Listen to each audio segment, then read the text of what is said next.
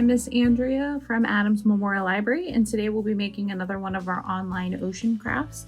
Today we're going to look at the pufferfish. So go ahead and grab these following items out of your craft bag so we can go ahead and get started. What you're going to need today is your little cup of the white paint, a paintbrush, your glue stick, and then inside your bag you should also have a pair of scissors.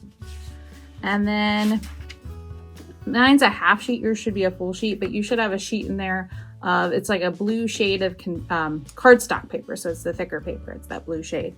And then in your construction paper, if you want to pull out a yellow piece or one of the other colors that you have there, I believe it's yellow, or you could do an orange.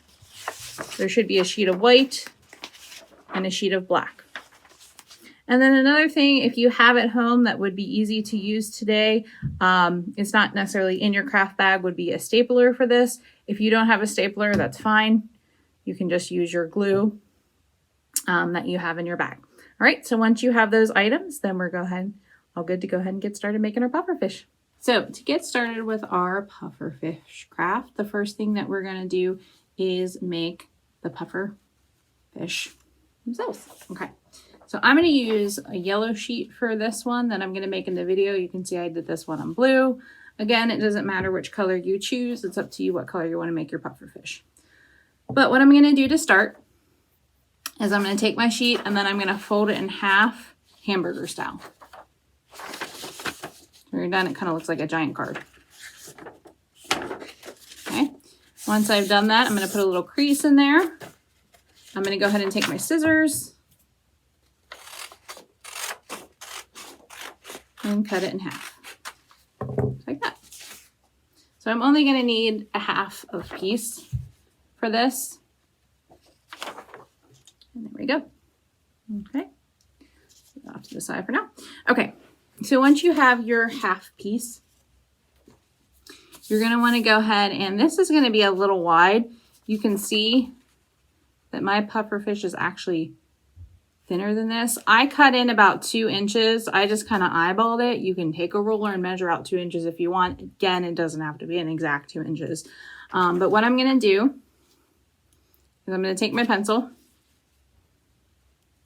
and I'm going to go about here and draw a line. It doesn't have to be perfectly straight. I have a line down my paper. And I'm going to go ahead and cut this strip off, but I want to keep this strip because I'm going to use it for my fins. If you don't have enough in your strip to use for a fin, or you want to make your fin a little bigger, that's fine too. You always have this other second half sheet that we didn't use. So I'm going to go ahead and cut down that line where I drew my strip. You can see about the same as I made my pufferfish before. Okay. So again, I'm going to take this little strip that I cut off, set it to the side for now, but I will use that for my fin pieces. You can see right here. So to get started on the body, what you're going to want to do is just kind of roll this like so. Now, you can roll, staple, and paint. I actually found it easier to leave it open while I did my painting. See the little dot blotches, I did little dots on my pufferfish. All right, I find it easier, but like I said, if you're a person who would like it rolled so you can easily see, okay, well, this is going to be here, this is going to be here, you can do it that way as well. But I'm going to leave it open now for my body like this. And then I'm going to take my paintbrush, dip it in some of that white paint. And then again, this is your pufferfish, so you can go a little crazy or you can go a lot of crazy. You get to choose. So I just simply, for mine, I like the little dot pattern. So I just took my paintbrush and did dabs of white paint. If I wanted them to be bigger, I pressed down hard. If I wanted them to be slightly smaller, just a little bit small, just did a soft tap.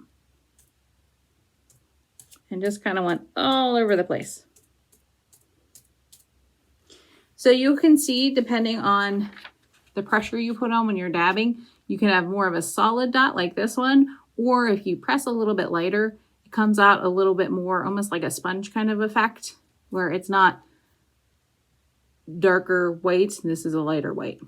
Again, you can also get that effect by putting more paint or less paint on your paintbrush. But I just did some dots. You don't have to do dots. You can do lines going up, stars, triangles. It's whatever pattern you want to be on the body of your pufferfish. Okay? So I'm going to set that aside for now. And then the nice thing is, unless you're using a heavy amount of paint, this dries really, really quickly. So mine is pretty much almost dry. It's really nice for that because it's pretty quick drying paint. So the next thing I want to work on then is while I completely wait for this to finish drying, I want to pull out that little yellow strip that I had earlier. And I want to take, now I kept, there is no fin pattern in your bag. I just kind of made this one on my own. When I did my initial one, I kept the template that I made to help me trace on this one. But basically, you're going to see it's a basic fish shape.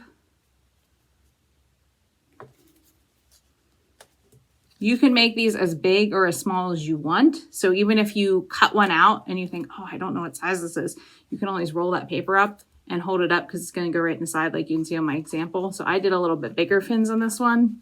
If you want to have really tiny fins, that's fine too. Again, it's your pufferfish, so go crazy now. All right, so what I did, and then I'm going to do a little, I like to think it's faster. I don't know if it's any faster, but it's my little cheat way, I always say, because I'm going to need 2 of these. So I'm going to take that strip, fold it in half, put my pattern piece down, trace it.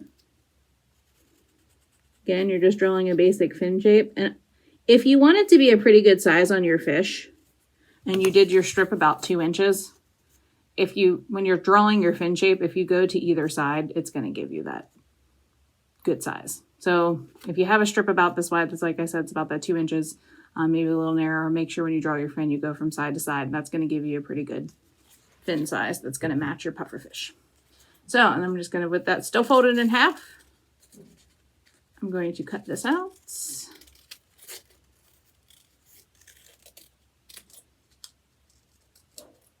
Put my scraps to the side. And then I have my 2 fins.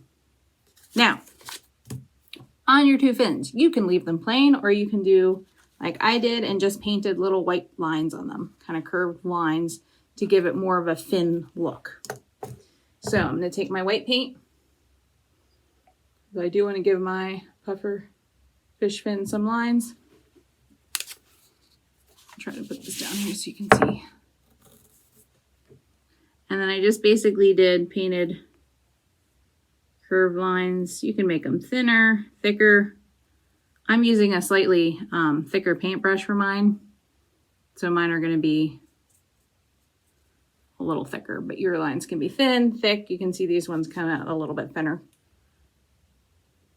Doesn't really matter, your preference. And then same thing on my other one.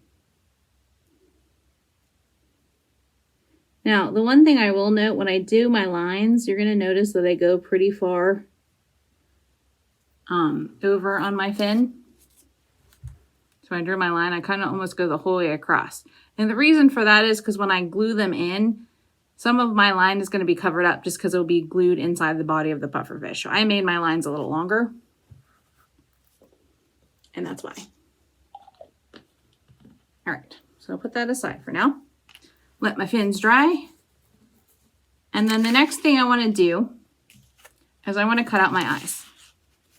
You can see that little eyes. And this is where you're going to need that black and white cardstock. Now, again, I don't necessarily have a pattern for the eyes. What I did was I took my little glue stick and for the black part, the center of your eye, I used this for the black piece. So again, I cut off a strip of black, folded it in half, because I'm going to need 2 of these pieces. Took my glue stick, put it down, took my pencil, just kind of traced around.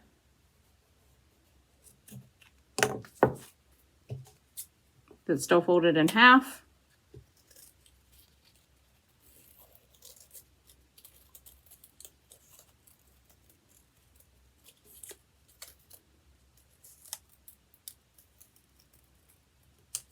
Got my black pieces.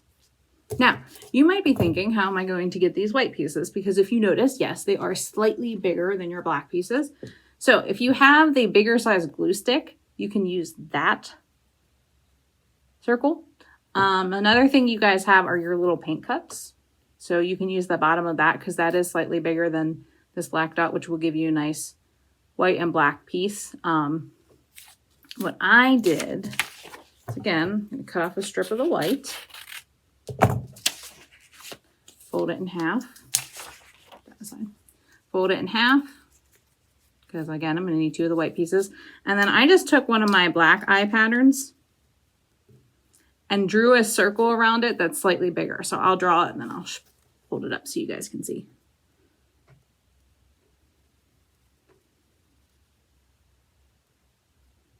This is where it can get slightly tricky if you're like me and not necessarily the greatest at drawing circles, but we'll give it a try.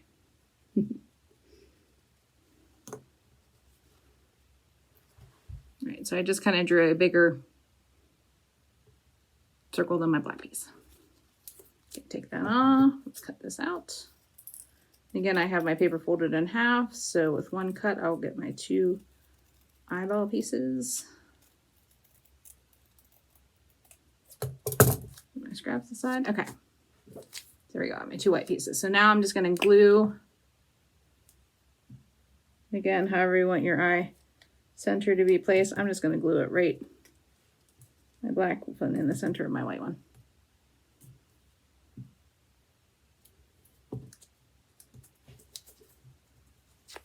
Here you go. 2 white pieces. Okay. And again, if you cut them out and you think, oh wow, those are really, really big eyes, I want them slightly smaller, then just go ahead and trace some smaller ones. You guys have extra in there, so you have some room to play around if you'd like.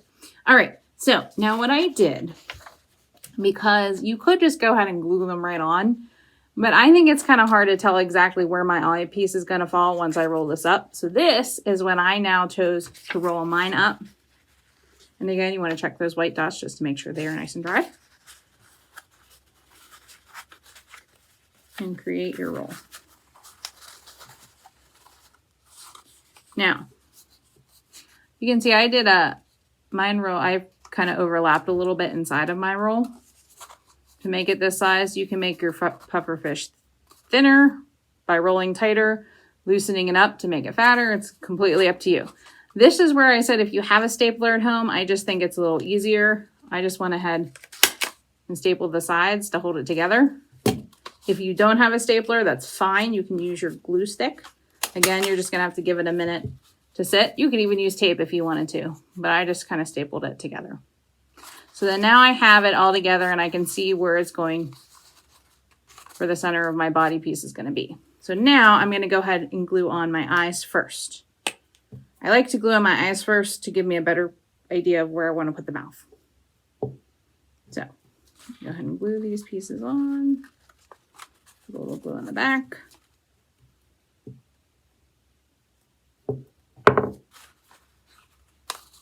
You see, my eyepieces are now on. So now I want to go ahead and I just used white paint to paint my O-shaped mouth here. Again, you could do a smile, you could do a straight line, however you want your mouth to look. I just did like an oval shape for my mouth, so I'm going to take some of my white paint again.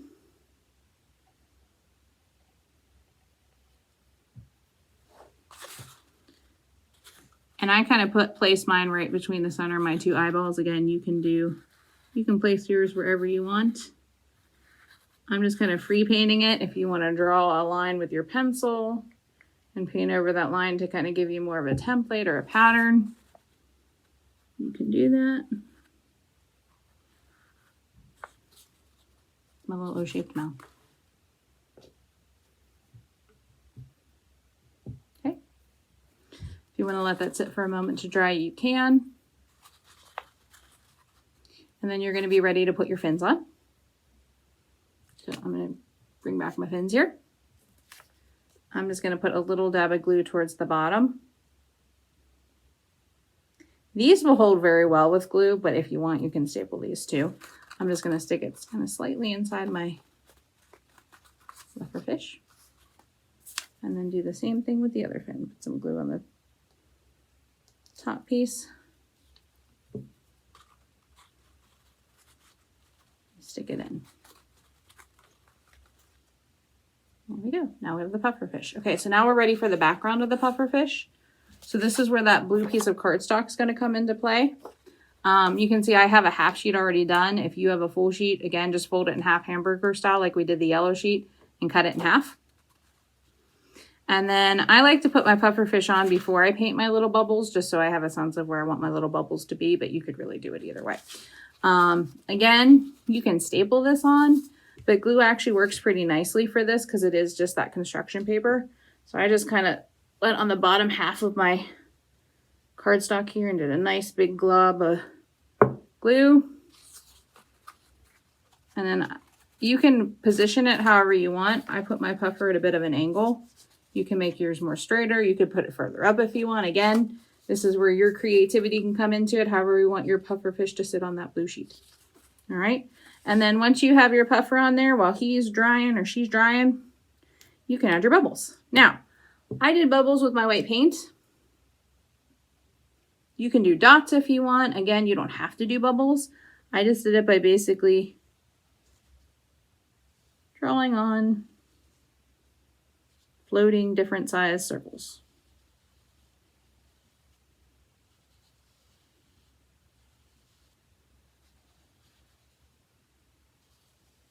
So my brush is a little thicker, so it's a little harder to make some of this, but you guys have a pretty thin paintbrush, so you'll probably be able to get some nice small circles in there. All right, but there you go. So you can do more bubbles all over.